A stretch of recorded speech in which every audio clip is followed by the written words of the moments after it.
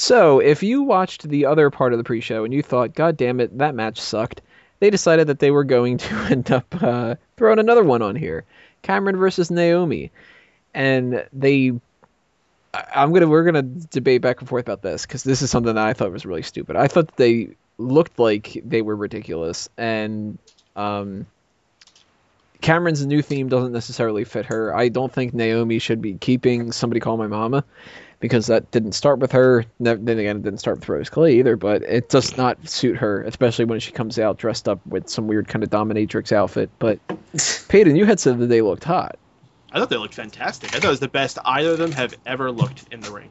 You didn't think that it was weird that Cameron had that tie that went down, like, just to basically... Oh, man, that was some Britney Spears Hit Me Baby One More Time type shit. That was awesome.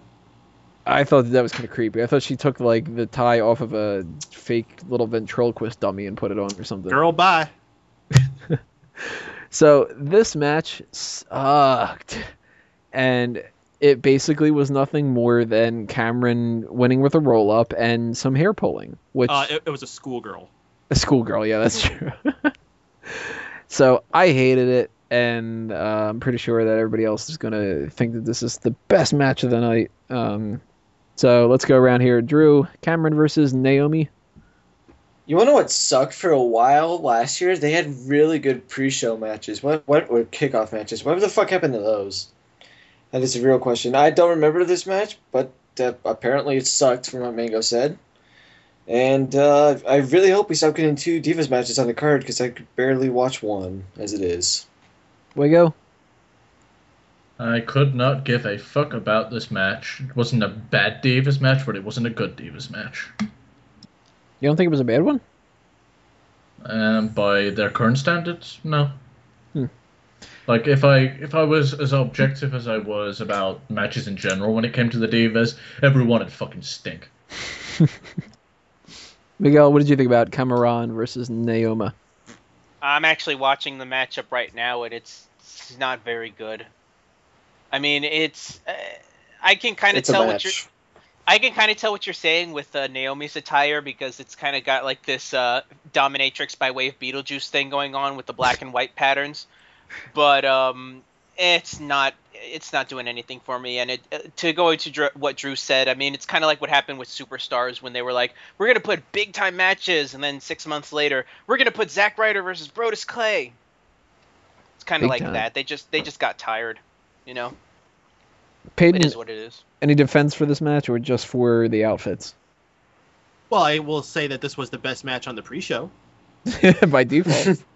I don't know. I think the better match is just the things that Christian was saying to piss off Alex Riley. They were so jealous of each other. Caddy up on that table. Who was this? It was Drew, I think, was saying how much these pre-show matches used to be awesome. I think it was last year we had the Usos versus the Shield, and that just it tore the fucking house down. Yeah, they used to have like title matches on there all the time. Didn't Cesaro win the title, the U.S. title, on the pre-show or something like that a while ago? Yeah, he beat Santino. Yeah, so essentially at one point, the pre-show stuff did happen on it. Stuff of importance, even though it wasn't that important. Something did happen on it. They're starting to drop a lot of the attention that they gave to these pre and post shows. I mean, the post show for the pay-per-view was so short. Like, I was expecting something actually cool. It was like one quick interview with the Usos and then back to Michael Cole at the table for a little bit. That was it. I don't think they even advertise the shows anymore. They just shoved it on there. I think they canceled both the pre and post show. Well, they dropped them on SmackDown. They don't do anything for SmackDown now. They do the pre-show for Raw, but now it's a studio show, so it's not in the building like it was. I don't think they do a post one. I think they're revolving what they're doing after Raw right now. Like they had that sneak peek of the Monday Night War, and then they had the best of WCW. That's probably going to be what they're permanently going to be doing after once they get the Monday Night War rolling.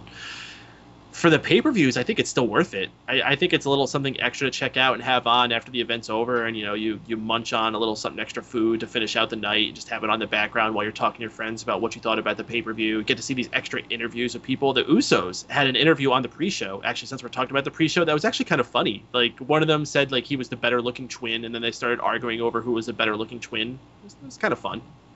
Aside from that, though, this is a pretty abysmal pre-show. It did not make me want to purchase the pay-per-view if I was in that position. I'm already a network subscriber, so I had no problems with that. I was going to be watching it either way.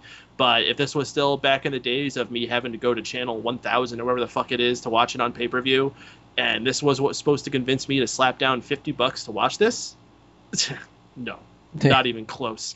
As far as the Divas match go, this is just an average quality Raw match. I mean, this is the kind of thing that we constantly complain about them having on Raw every single week for years, so it's not like it's something we're not used to, especially with the roll-up finish. Though I do think it is clever that they're calling it a schoolgirl for Cameron. I actually don't mind that just because of how clever that is. But I think both women looked hot. Cameron's outfit, I think, accentuated her body very well. Naomi looked a lot better in that than what she usually wears. I liked how she had her hair, too. I think that's the best she's ever had her hair on TV. With that mop. I'll give them props for that. She looked kind of like Jackie used to have her hair. I'm looking at Cameron's attire, and I almost get this weird, like, sexy Harry Potter vibe from it. Awesome. I have a crush on, like, half the girls from Harry Potter. Yeah, like sexy Gryffindor, almost. I think it's because of the emblem she has on her top. Which I couldn't figure out. It has, like, the letters, I think, GB or some crap. I guess it's supposed to be girl bi. Girl bi, probably. Yeah. Like I said, I just got sexy Harry Potter vibe from that outfit. I still think that they should go with what we were joking about before we started recording this episode, where she should have the bomb.com like on her ass. And it should still be what was it, a porn website? Like Scotty Goldman style when he used to have just the random words on his butt. How does she spell bomb? Is it B-O-M? I'm gonna check that right now. Maybe. Let me see. If they're gonna go through that, then they need to make sure that Del Rio shits his pants. She's not like totally airheaded. I'm sure she knows how to spell bomb. Doesn't she spell girl I literally just just typed it into the Google URL, and it popped up something. It popped up a site called arenasolutions.com. It's advertise that WWE. Your new sponsor. Yeah, it's like a medical. It's like a medical. I think it's like a medical instruments site. Like it actually sells you like medical products. Battleground, people.